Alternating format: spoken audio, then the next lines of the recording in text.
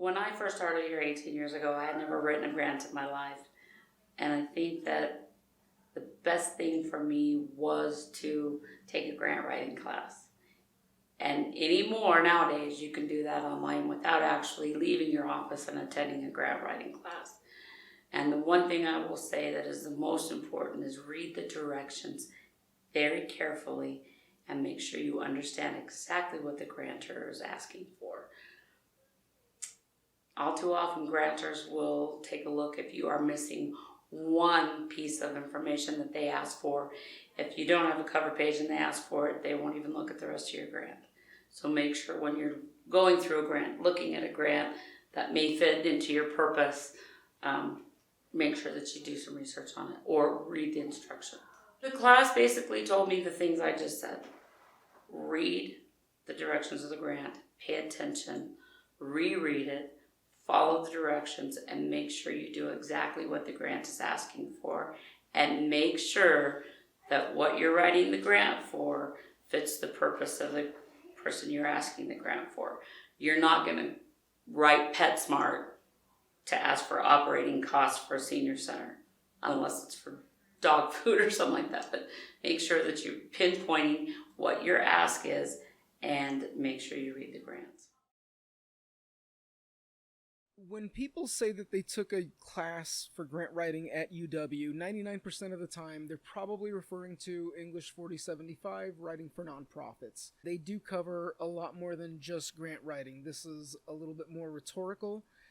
You will cover the political, social dimensions of writing and communicating in the nonprofit world. This is going to be very broad, the way that they go about it. But you also do, on top of all these aforementioned things, also learn how to write a grant.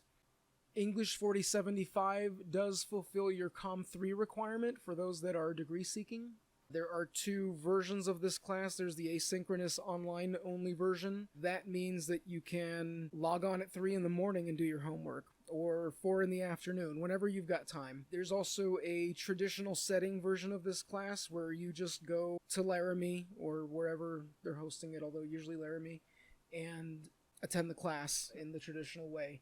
I've compared some notes. I've taken the online asynchronous version of the class, and it seems like you pretty much cover the same stuff. Pretty comprehensive and really good for whether you're experienced in the nonprofit world. You'll probably still pick up a few tricks and learn some new things. If you're transitioning from another field, perhaps you worked in the oil fields most of your life, and now you're an executive director, you might want to consider BADM 1020, Business Administration 1020. This is usually available at many of the community colleges in Wyoming, and generally really effective primer to kind of bring you up to speed. You'll cover things like email and other mediums. Your other option is Grant Writing USA. Grant Writing USA hosts 2-day workshops, usually done over the course of a weekend, and they actually teach 2 different classes. One is about grant writing and finding grants. The other is how to keep your funds and how to spend them properly after you've already attained them. Obviously, for most people, the first class is going to be the highest priority. Places in Wyoming might be able to actually offer their facility to be used for one of these workshops, and that would give them 2 free seats in the workshop, and for every 10 paid attendees, they'd get another seat. So this would be a really good way to get several people in Wyoming within the senior center space trained when it comes to grants. And every year, grants are due, so it's kind of a skill that you need to have.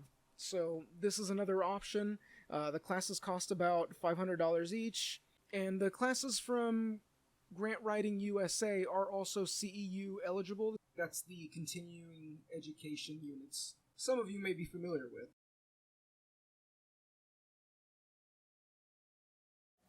Well, I think it depends on the grant. If you're writing a grant and they're asking for brief explanation, be brief. Don't put more than 2 sentences down. But if they're asking for detail, give them detail. If they're asking for detail and you send them 2 sentences, they're probably not going to grant you. You got to go back and read exactly what they want. Bullet pointing is good, being direct, and tell your story. Tell your story of what you do, why you do it, and why you need the funding. when you're writing a grant, any grant writer, you need to be brief, succinct, and to the point. Don't put a 10-page document when you only need 1 page. It's just like writing a resume. You don't want something that's too wordy because you're going to lose your reader in the first page. If you don't have your point across and what you're trying to ask for within the first page of the document, depending again on what the grantor's asking for, you'll probably lose your grantor. In 18 years, I have written several grants. The first grants I wrote, of course, were the federal grants with the state of Wyoming, and they hold your hand on that a lot. They help you through it. They tell you what they need. They tell you what to write. They tell you what your goals are. Make sure if you are writing a grant and they're asking you for goals and you don't have any, take the time to stop the grant and think about what the goals are and what you're asking for to make sure it fits in with what they're asking for. Don't make stuff up. But yes, as far as that goes, I've only written 1 grant. I've written several grants over the last 18 years, not just federal and state, but to Daniel's Fund and United Ways and stuff that know us. But when you look outside of our scope and you want to write a grant to someone back east, make sure you speak their lingo and you let them know, how Wyoming goes, but pay attention. And out of all the grants I've written, I've only not been funded once. The reason I wasn't funded was because they'd already funded the amount that they were going to fund for the year in this area. It was a company, it was a big foundation out of New York, and they allotted so much money per area per year. And in our area, we competed for this grant with Wyoming, Montana, South Dakota, Colorado, and North Dakota.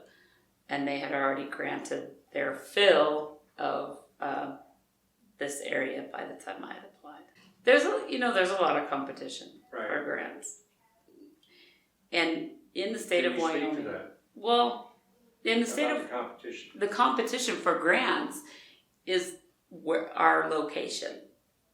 The state of Wyoming, there's very few grants that are out there that we don't already sort of know about, like with Daniel's Fund, Wyoming Community Foundation, the federal state funds, WSSB, things like that. But when you start looking outside of the state, you need to do your research. When it comes to researching grants, there's keywords you want to look for. In my opinion, I think you need to look for what you're looking for. Most grantors don't like to fund general operating costs. It's really hard to find that. So if you're looking for a grant to just help pay the bills, you want to make sure you use keywords like nonprofit, seniors, operational costs for the state of Wyoming. There's a lot of different websites out there that you can do Google search on, but there's a lot of nonprofit websites that have lists of grants. But again, reach out, use your peers to help you. If you're looking for a grant for a specific reason, then look for those keywords. You want a capital campaign, you want to purchase new equipment, you want to start a new program. Look for grants that fund new programs, operating equipment, or if you look for a grant that is very specific, so look for keywords as in Wyoming, ovens, equipment, program, things like that. Google nonprofit operational grants for the state of Wyoming, and you'll get a list of things that will come up. Some of the sites you have to pay for though, so be very careful you don't get into one that you have to pay for. There's one called Grant Watch that's really good, that has a lot of options on it. There's a lot of granting opportunities out there, even for volunteers. If you look at companies that are already located here, Exxon, for instance. Exxon has a presence in the state of Wyoming. If any of your volunteers are ex-Exxon employees, they will do a volunteer matching grant. So if you have someone that worked for Exxon, and now they volunteer for you, they have the opportunity to submit their hours of volunteerism in return for a grant to your organization. And that is also true with IBM. Anybody who maybe worked for IBM, that comes to work for you. So it doesn't hurt to ask around and see, know your volunteers, know where they worked, see if there's any kind of matching program. Sam's Club matches their volunteers. If their employees volunteer for you, they will match up to a certain amount of money every year and donate to a nonprofit of the employees choosing. So there's grant opportunities outside of the ones we all know about. So there's grant opportunities if you look hard enough and take the time, talk to your volunteers and find out if maybe they worked for a place that would allow that. I'm sure they'd be also very happy to find out if they didn't know, if you just explain to them, hey, if you worked for IBM, did you know you can get us the money? They'd probably be really happy to do that. Look at Wyoming-based or, organizations that have a presence in Wyoming. I know that Black Hills Energy has grants that you can write for your community. Burlington Northern, some of the railroads. Look for those untapped resources. Look for things in your area that pertain to you that might be able to get back to your community. If you think you don't have any big companies in your area, you're probably wrong. Like I said, we all pay a gas bill. Black Hills Energy is a local company, but it is a big company.